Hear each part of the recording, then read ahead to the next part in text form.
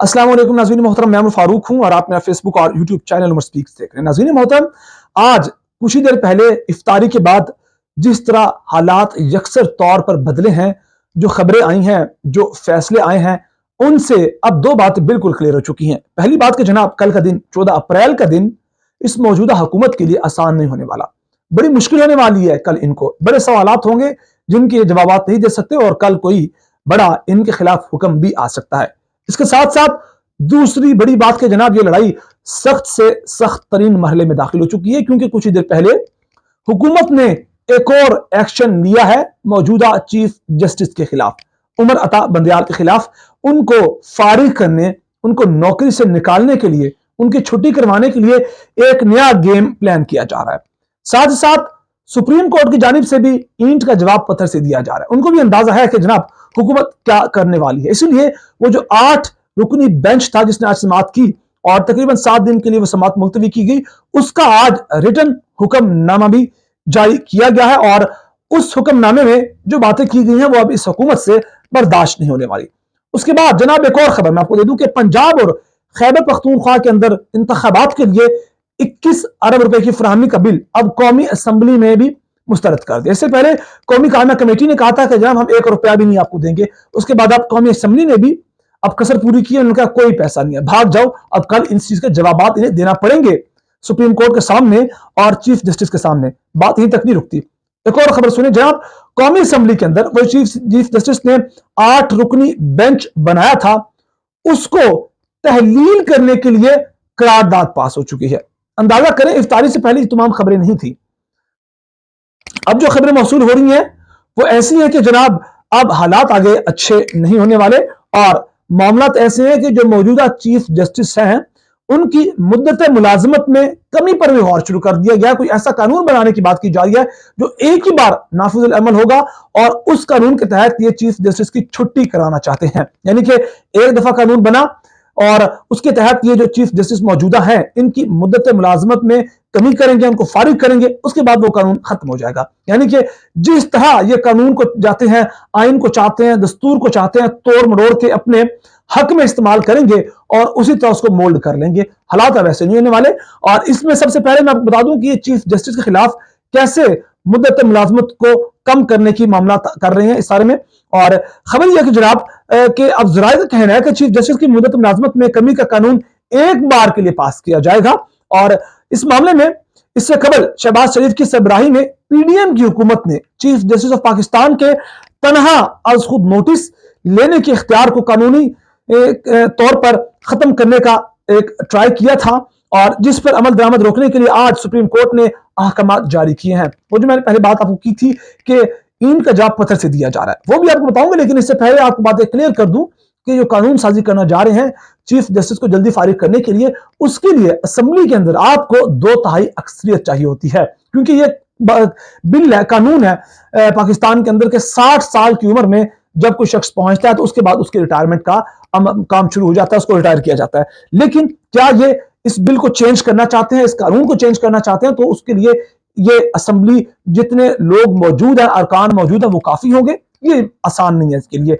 उसके बाद मैं आपको बता दूं कि जनाब सबसे पहले के अदालत उज़्मा यानी कि सुप्रीम कोर्ट ने प्रैक्टिस एंड प्रोसीजर एक्ट पर ताहुक्म सानी अमल दरामद रोक दिया है।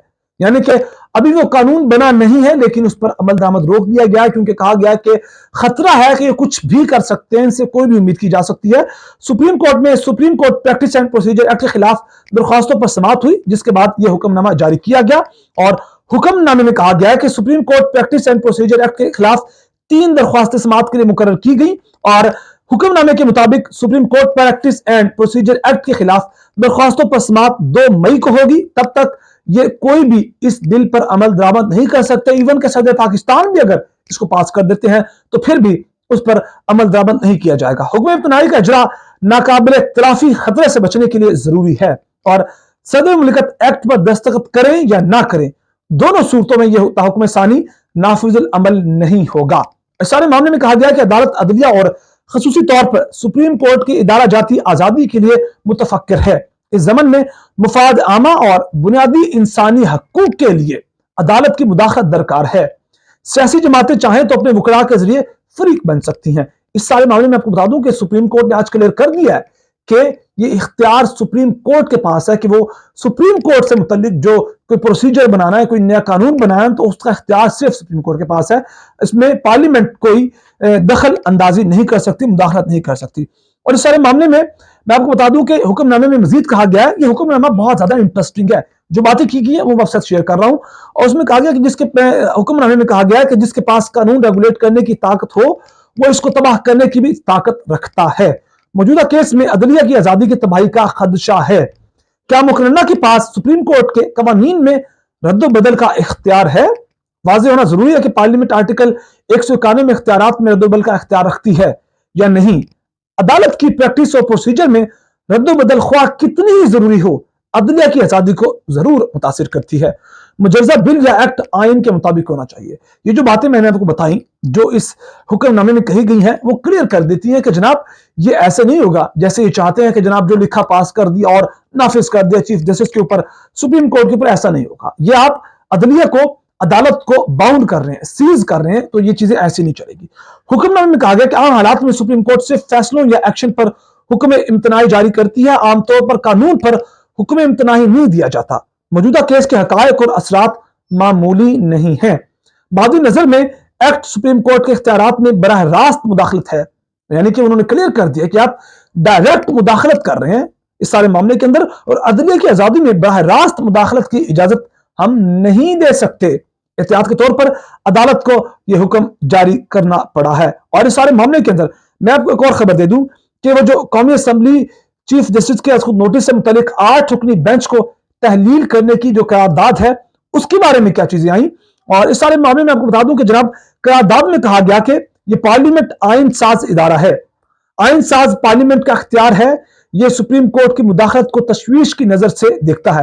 अंदाजा करें, जो पार्लियामेंट है वो सुप्रीम कोर्ट को तशवीश की नजर से देख रहा है, जो सुप्रीम कोर्ट है वो आइन साज इदारे पार्लियामेंट को तशवीश की नजर से देख रहे हैं। जंग बहुत आगे जा चुकी। मैंने आपको इस वीडियो के स्टार्ट में कहा था कि यह जंग शुरू नहीं हुई, शुरू हो चुकी है, शुरू होनी नहीं है। बल्कि इस सारे मामले में मैं आपको बता दूं कि इस सारी चीज के अंदर जो करारदाद थी उसमें बहुत सी चीजों को कहा गया कि जनाब हमें तशवीश है, इस सुप्रीम कोर्ट से वो कुछ भी कर सकते हैं, लिहाजा हम इस करारदाद को पेश करते हैं और जो 8 रुकनी बेंच है वो तहलील हो जाए। यानी कि अगर ऐसे है तो कोई भी करारदाद लाएगा, पास करवाएगा, बेंच फारिग हो जाएगा। इनकी अपनी मर्जी के बेंच नहीं आएगा, इनकी अपनी मर्जी के जजेस नहीं आएंगे, तो मामला ऐसे चलेंगे, चीजें इस तरह नहीं चलेंगी। और अब देखना है कि कल मामला क्या आते हैं, और खास तौर पर जो चीजें ये करने जा रहे हैं चीफ जस्टिस के खिलाफ, उनके क्या मुद्दत मुलाजमत में कमी करके उनको जल्दी सैक करना चाहते हैं, फारिग करना चाहते हैं, तो चीजें इस तरह नहीं होंगी। कल का दिन सवालात के जवाब देने हैं, और कल जो मजीद खबरें होंगी आपसे शेयर करेंगे। तब तक हमें इजाजत दीजिए, अपना बहुत सारा ख्याल रखेगा, हमें दुआ में याद रखेगा। अल्लाह के बाद।